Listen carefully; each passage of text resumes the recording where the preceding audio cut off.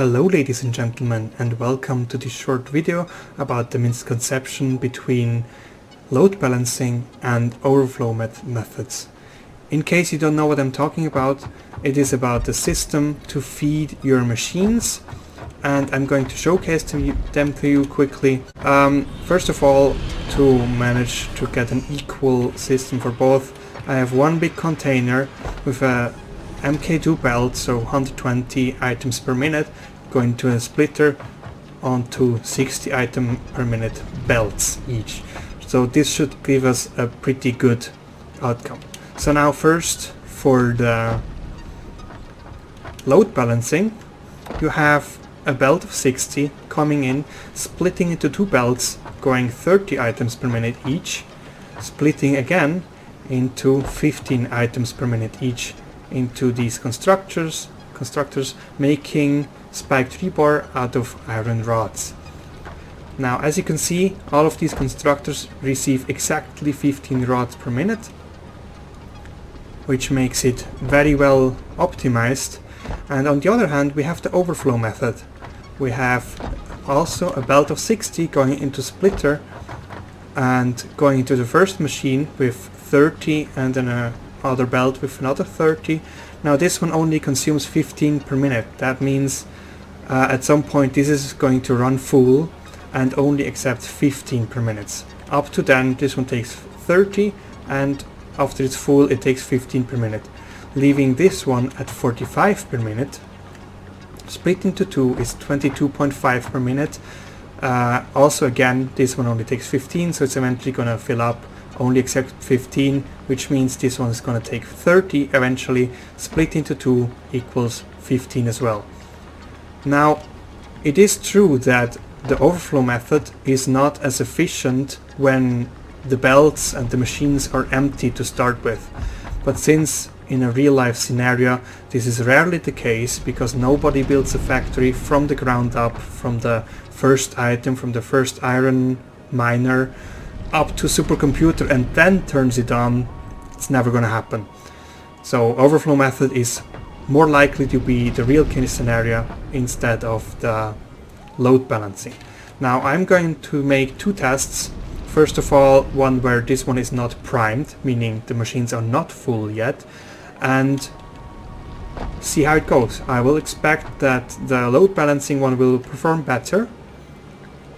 So we will drop a good, I don't know, maybe 4 stacks of materials in there and see how it does.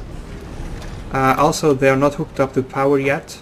Actually, I forgot this one is entirely. Right, okay. So yeah, I'm gonna drop 4 stacks in, connect this to the power and see how it does.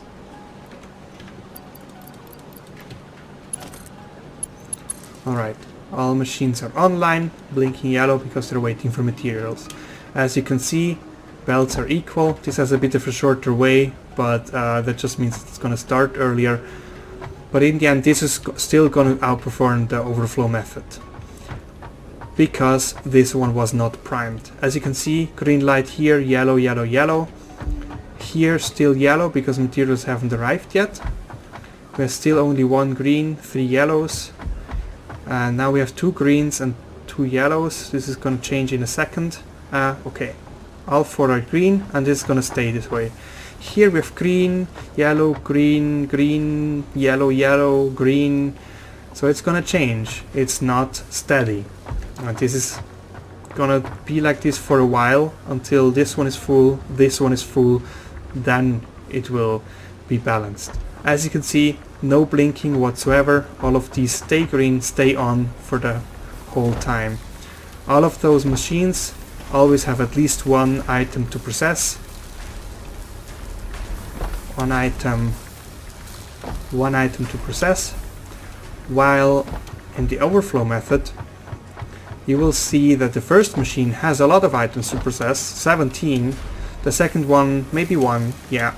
The third one, currently waiting for 1.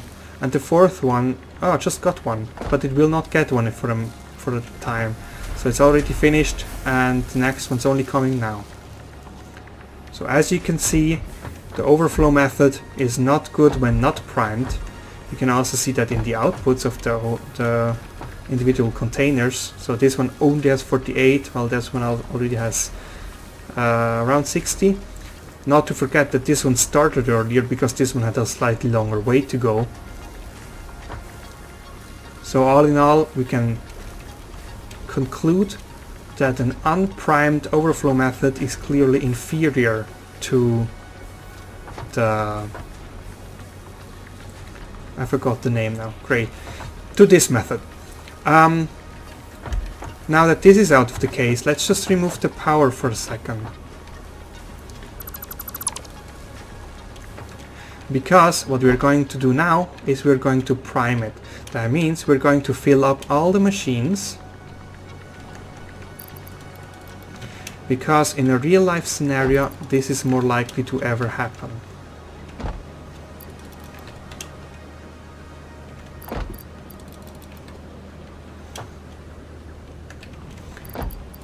I will do the same on these ones, even though it doesn't really matter.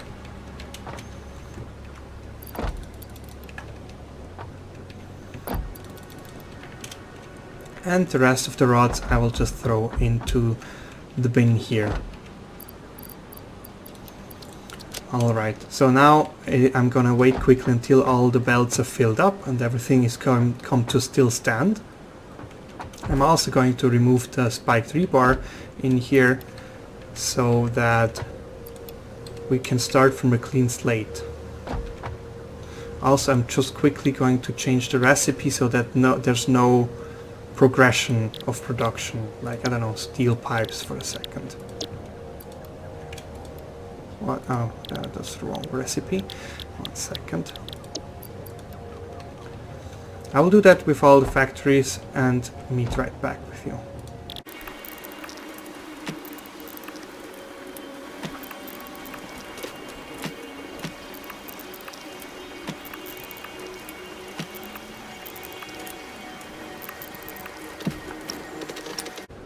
Alright, we are ready. Everything's still stand, everything has been reset. So we're just going to turn on the power and you can see that everything is going to run exactly the same on both ends. And go. All green, all green. We know already that this one stays green and we can observe this one for a while. And you will notice that everything stays green here too. You can see some belts here stopping the supply. If you look at this one, the 60 per minute, it has a constant flow. That means that it is perfectly distributed overall for machines. As well as this one, steady flow of input materials. You can also check that in the output boxes, 20, 21, 22, 23. You can see the production is exactly equal, meaning that once a factory is primed, it does not matter whether you use the overflow method or the load balancing method. But what we can tell is that this one uses less space than this one. Sure, I'm pretty sure there are more efficient designs than doing it this way that I did. I'm pretty sure that there are, because I never really do that this way. But especially on bigger factories, the effort you're putting in to perfectly split and load balance the input materials is not worth the effort. Simply do the overflow and you will not have any problem. You will save some space. It looks very neat. You can copy paste the entire setup for an entire row and it's going to work marvelous. This is all I have to say for today. I hope you have a great day. Enjoy and goodbye.